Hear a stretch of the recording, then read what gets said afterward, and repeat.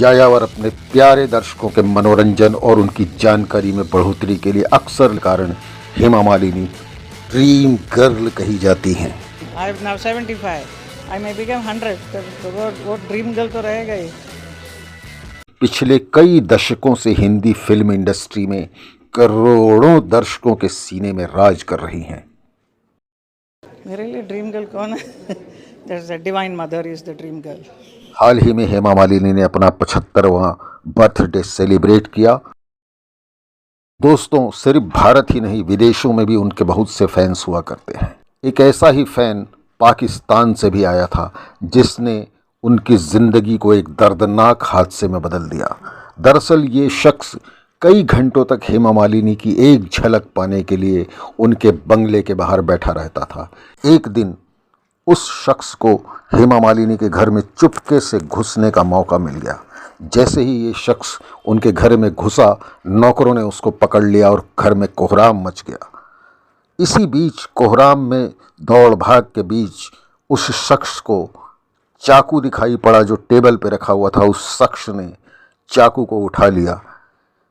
अचानक हेमा मालिनी के पिताजी कमरे में आ गए और उन्होंने चाकू लहराते हुए किसी लड़के को देखा तो उनके होश फाख्ता हो गए। मित्रों, उनको इस तरह से सदमा लगा कि वे वहीं गिर पड़े। आनन फानन में उनको अस्पताल पहुंचाया गया और उस शख्स को पुलिस के हवाले किया गया। वो शख्स तो किसी तरह से छूट गया, लेकिन हेमा मालिनी के पिताजी इस तरह से बीमार हुए और उनको लगभग सदमे की स्थिति पहुंची, लिहाजा उनकी अस्पताल में डेथ हो गई। दोस्तों, हेमा मालिनी कई महीनों तक दुखी रहीं और वे अपने पिता के मौत के लिए खुद को जिम्मेदार मानती थी, अपने स्टार डम को जिम्मेदार मानती थी। ऐसे हादसे अक्सर बड़े नामचीन कलाकारों के साथ हुआ करते हैं।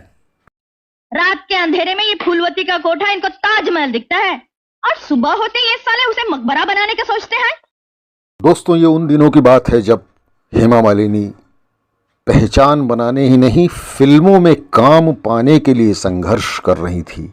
जी हाँ, मद्रास, उन दिनों में मद्रास, चेन्नई को मद्रास कहा जाता था। कलाकार के रूप में उन्होंने बाकायदा डांस की ट्रेनिंग ली और नृत्य में वे पारंगत हो गईं।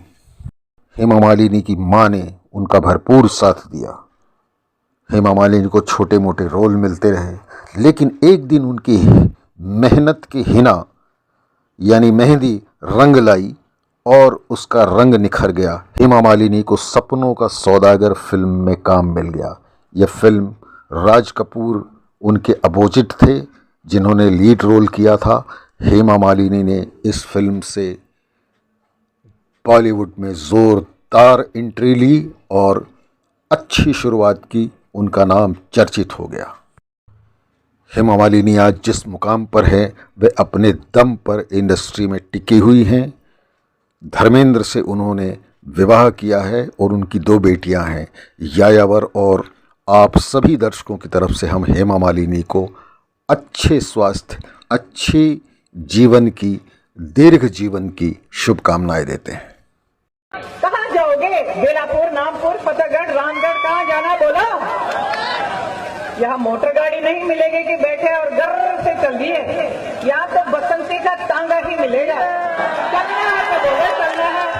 चल भाइयों, आज तेरी बसंती की इज्जत का सवाल है। तो सबके लिए बहुत बहुत धन्यवाद।